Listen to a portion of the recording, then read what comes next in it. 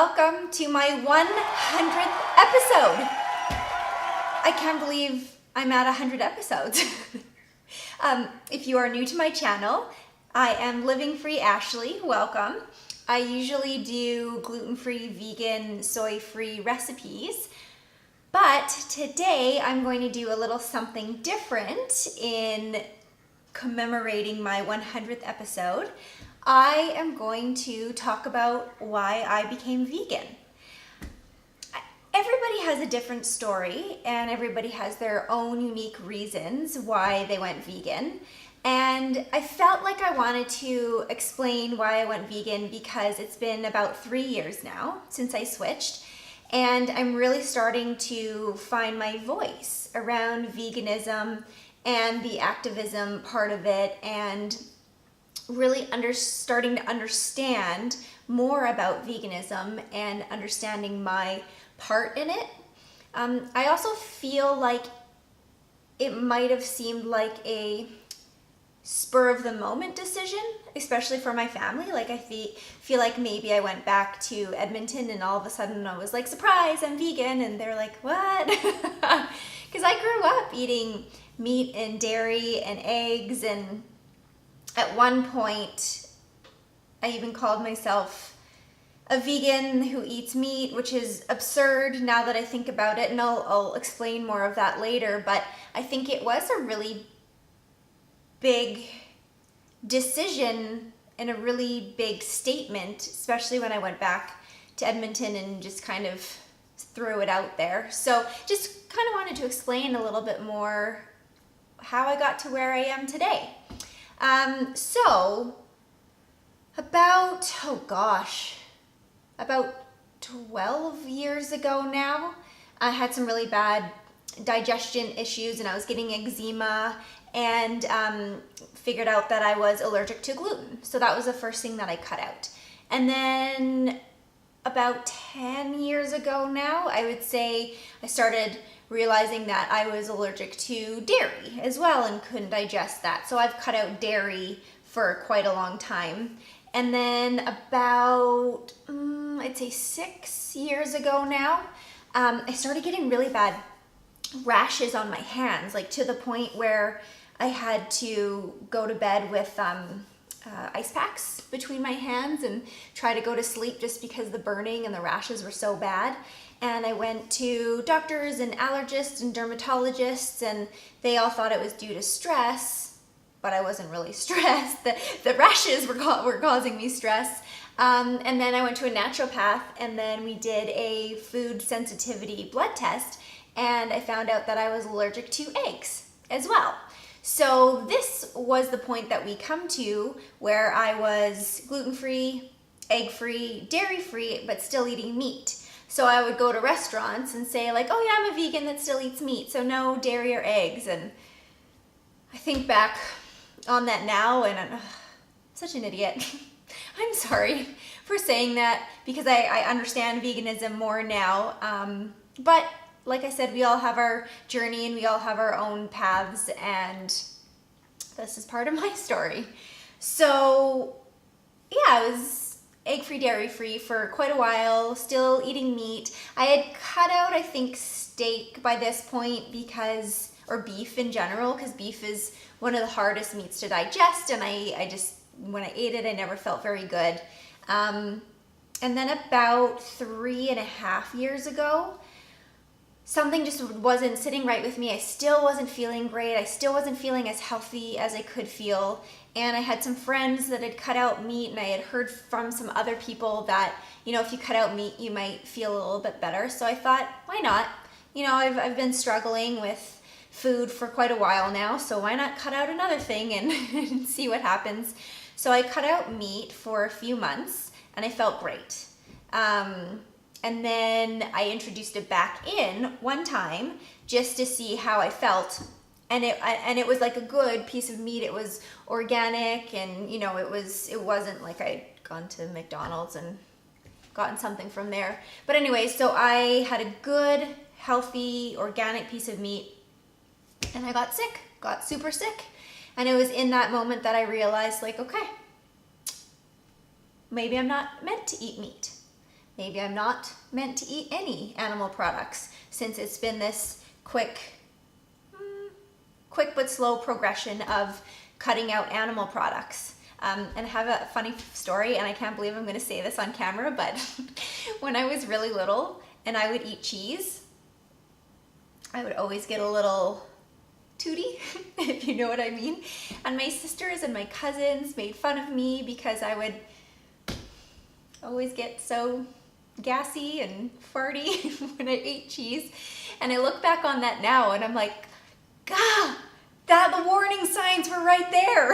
Like, do not consume dairy, your body doesn't like it. But I mean, it's a journey in finding out what you can and what you can't eat, and it's just a funny little part of my past that my whole family knows about and reminds me about. So anyways, where was I? So now I'm at the point where I've cut out meat for health reasons and just for, you know, digestion and just feeling good in my body. So then I started to join a few Facebook groups, the Gluten-Free Vegan Facebook group and the Plant-Based Vegans and Vancouver Vegans, and started joining all these Facebook groups so that I could learn about new recipes and learn about getting the proper protein and the proper vitamins. And it was when I started joining those pages that I started learning about the environmental aspect of eating animals and the animal abuse aspect that goes into eating animals. And honestly, my eyes were so opened up because I had never really thought about before how the food gets onto our plate, like how it goes from point A to point B. Point B, I would say, is grocery stores, to point C, where it lands up on our plate. For me, it was just you go to the grocery store, you pick it up, and you come home and make it. But I never really thought about how it gets there. And as soon as I started educating myself and watching the videos and reading all of the articles, I knew I couldn't turn back. There was just something in my gut that I just knew that I was doing something that needed to be done, both for the environment and for the animals. And it's really taken me a while, because it's been 3 years now since I went fully vegan, that I can really kind of comprehend and understand all of that, and I can talk around it and about it now. And I did watch certain videos like Earthlings and What the Health. I actually still haven't seen Cowspiracy, so I should watch that. But I knew that if I was going to watch those videos, they would have an impact on me, and I needed to already be 100% in to watch those movies.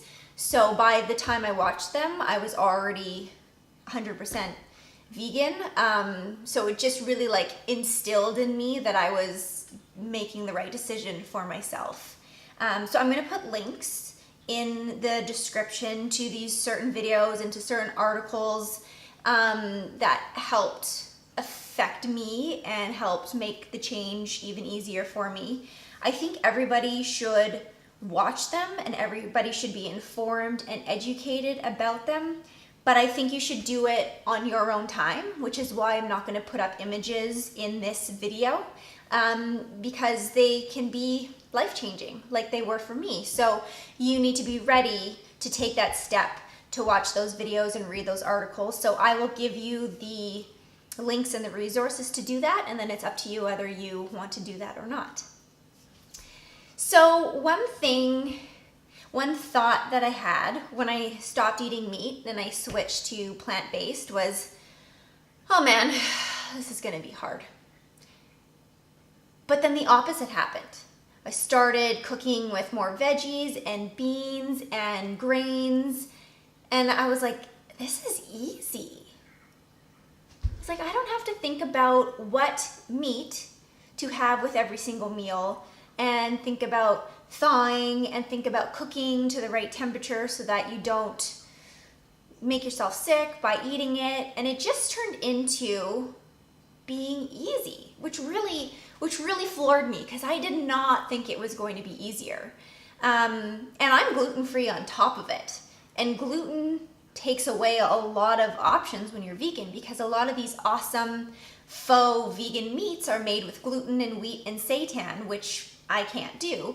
And on top of that, I don't handle soy and tofu very well. So it's like, I might seem like I'm super limited to what I can eat, but the fact that this is my 100th YouTube video of gluten-free vegan recipes just goes to show that there's a lot of options out there. There's a lot of ways to get your protein. There's a lot of ways to get your nutrients and fiber and everything that you need.